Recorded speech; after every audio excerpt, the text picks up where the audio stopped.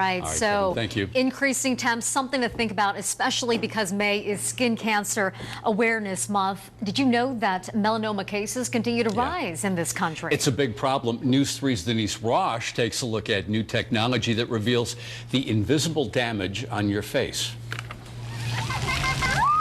It's the way summers are supposed to be in Las Vegas. Kids escaping the heat at a neighborhood park, but see it from the perspective of a cancer survivor. They didn't put any sunscreen on that little baby. And that fun in the sun comes with a warning. Meet SHELLEY Ballesteros, a 3-time skin cancer survivor. I would love to have them walk through a day with me because the after effects of having cancer have just been the worst. I have something called lymphedema, and that's from having my lymph nodes removed.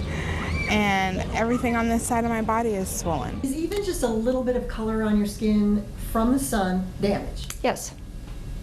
Coloration of the skin means damage, no question about it. Local plastic surgeon Dr. Goesel Anson. Use a bronzer, use a fake tan, use something else if you have to have the color, but there's no excuse for tanning. And now the evidence is disturbingly clear.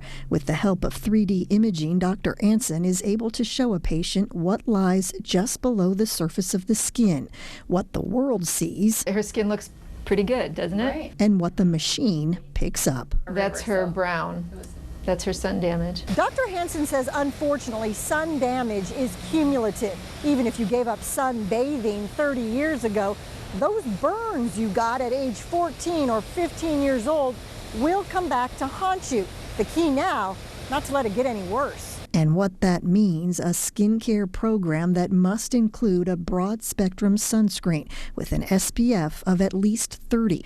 Aside from a cancer threat, too much sun, she says, leads to premature aging. So aside from brown spots and red spots and blemishes like that, you are making your skin less elastic. It affects the collagen and the elastin in the skin. Back at the park, Melanoma on my arm, and basal cell once here and then once on my upper arm. SHELLEY grew up as a Las Vegas lifeguard. Now her days by the water mean finding the closest shade. Denise ROSCH, News 3. Good information to have.